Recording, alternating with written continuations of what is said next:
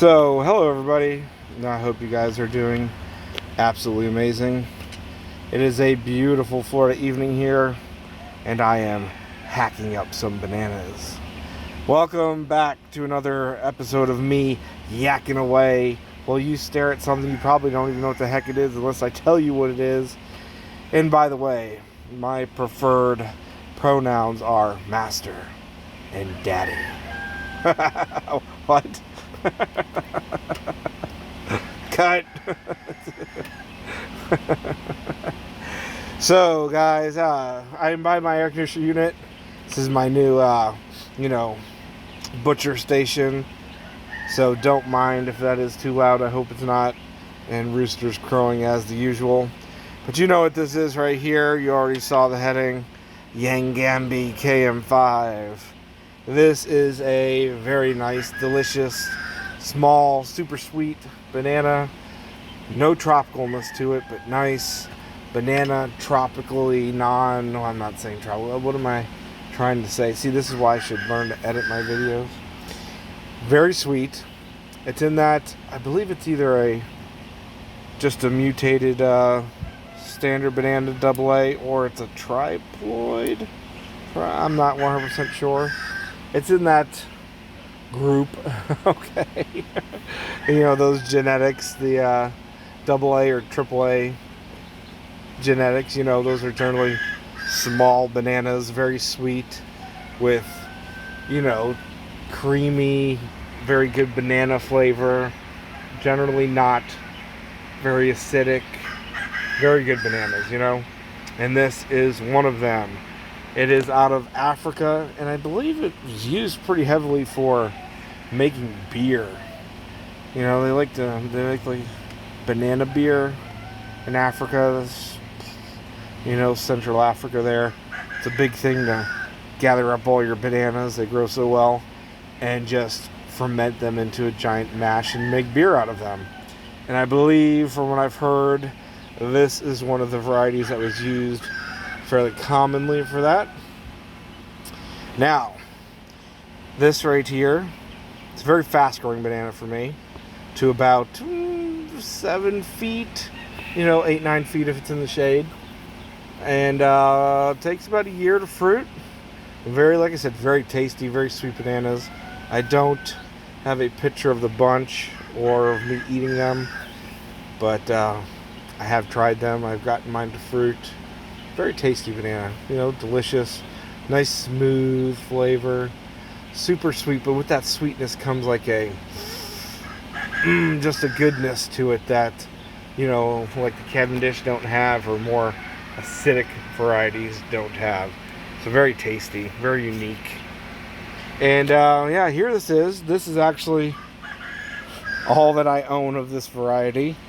I just dug up the entire mat. As you can see, it may not look very big, but it's actually a pretty good size. The camera's hard to get size on. So, it's hard to get scale.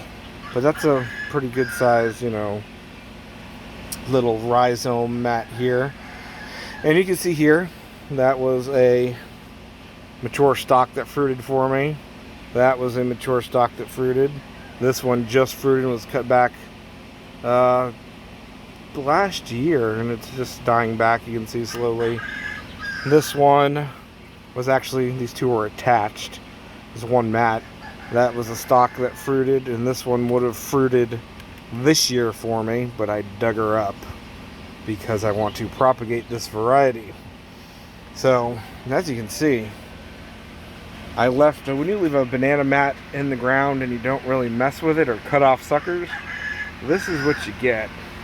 That mother corm right there, just tons of little offsets and offshoots, and you see that was the original plant, and it grew, that one, and this one grew, and this one you can see where it broke off right there, was actually attached right there. So, very interesting how banana mats grow. And this, like I said, is in that AA, AAA group, genetic-wise. And those tend to be very vigorous bananas. And as you can see, very vigorous. So what else can I say about this banana that I haven't said? Fast growing, super sweet, with that nice non-acidic grape banana flavor. You know, they're different. You know, it's hard to explain these guys. They're in that group like with the Mossman and that, you know, the Sucre and stuff like that. The Fente Coho, I think, is a double A. But that's an acidic, more acidic, tropically flavored, which is interesting. But yeah, these guys taste nothing like that. The closest banana I would say to this would be, yeah, something like the Mossman, which is really good. Small, sweet bananas. And yeah, this might be the shortest in the dirt conversation we've ever had, guys, you know, because I'm not entirely sure what to say. I dug this up to propagate it. I want more of them. I like this banana. I've only had one mat for a couple years, 3-4 years now, and it's fruited every year for me.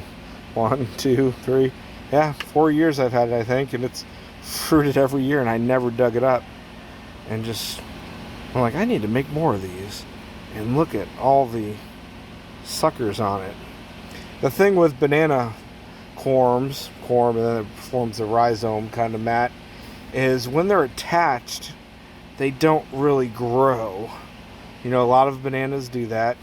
Unless you're damaging them and forcing them to grow, you can see all these sprouts everywhere. This thing is just loaded with sprouts, but they don't really do anything. These were not pushing out of the ground. They've literally just been sitting there.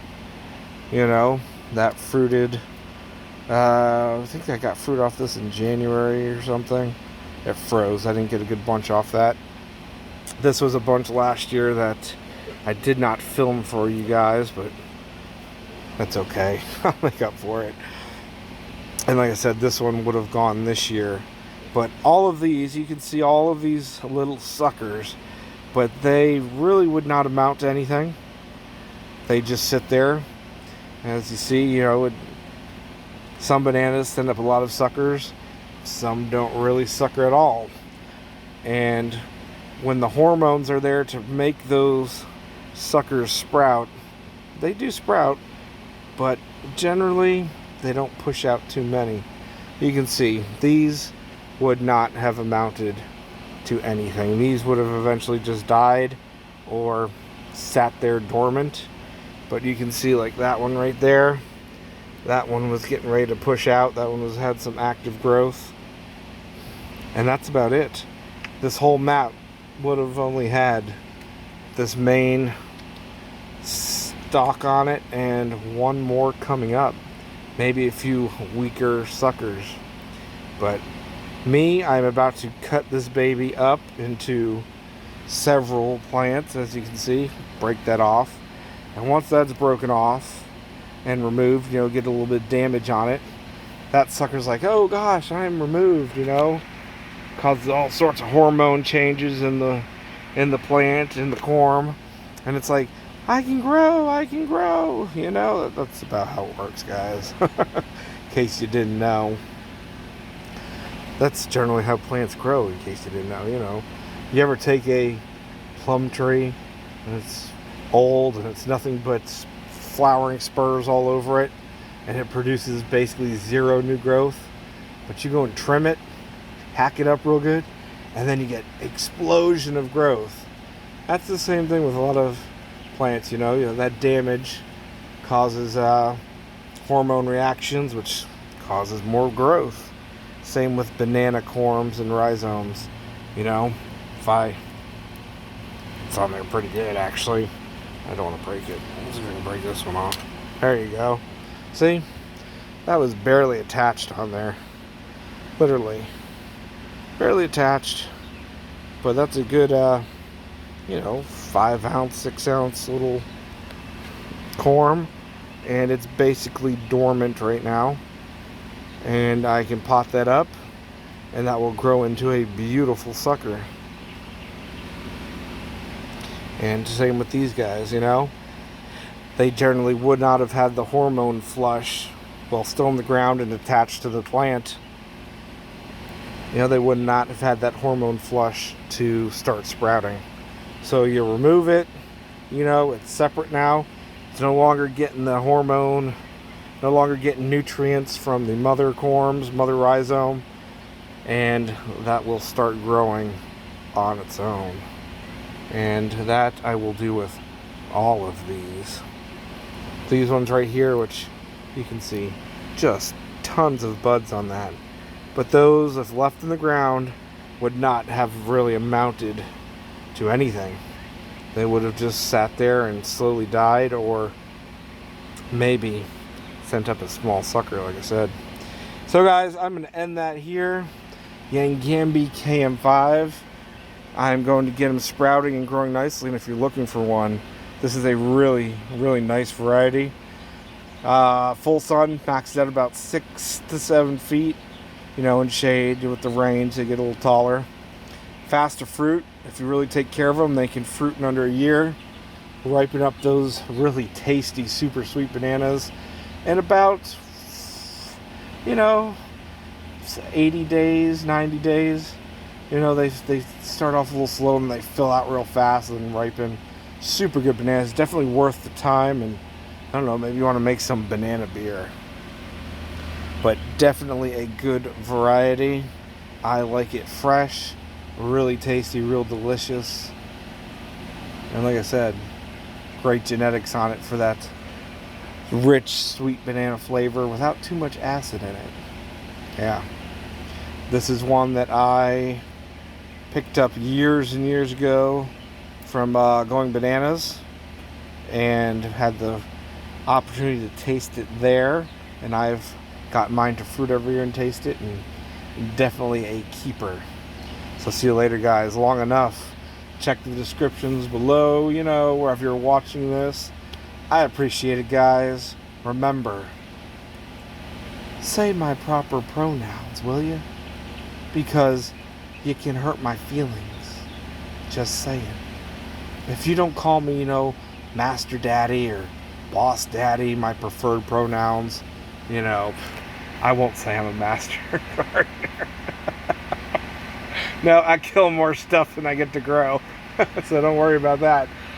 But on the other hand, seriously, use the proper termage. I am Master Daddy. I'm going to start that every video until you guys start to learn to respect my authority. Alright, too much, guys. Too much. But you know what? In the face of crazy and evil, you laugh at it and then you... right? Do what needs to be done. We each will put on this earth to do what we can do. I am here to talk to you about plants and spread my very limited, guys, limited knowledge. Right? I don't know anything, I swear. So, see you later. Love you guys. If you've watched this long, yeah, yay, woohoo to you. Thank you, because you're amazing. What else can I say? I don't know. See you later. Love you, love you. Yep. I should really just shut off the camera, shouldn't I? Yangambi km5. Good banana.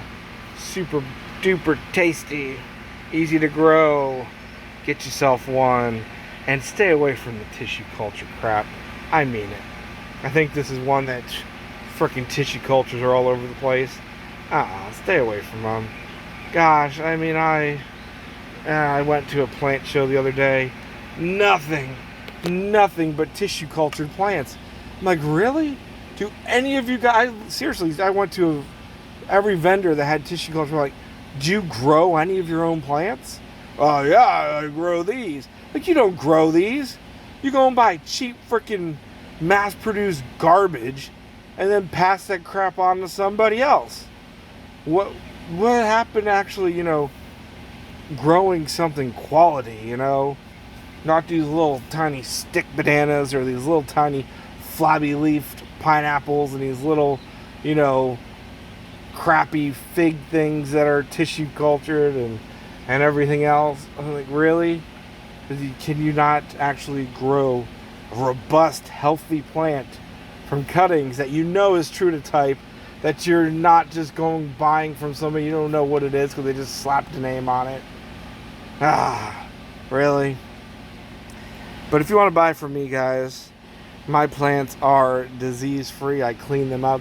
I monitor my plants. I quarantine things that I bring in. And, you know, besides that, you know, gnarly mass of roots right there, I swear this is actually a very healthy banana. And very tasty. So, you know, buy some Yangambi km5 corms from me, like that one right there. Though when you buy, it'll probably have a shoot on it. And, yeah, stay away from the tissue culture crap. Because they don't care. They don't. They'll sell you whatever. It might not even be a Yangambi km5. You know? This baby, I've eaten the fruit. I've tasted the fruit. Are those the same thing? You know? I've grown the plants for years. I can tell you from experience, the plant does not get 18 feet tall. I can tell you from experience, I've never had this plant get over really 7 feet tall for me. I can tell you from experience, the bananas are about 4 inches long. They do ripen up to a nice yellow. They are very creamy, kind of, you know, crumbly. They're very sweet. They have a great, just banana-y flavor to them that's unique to the, you know, genetics that this banana has.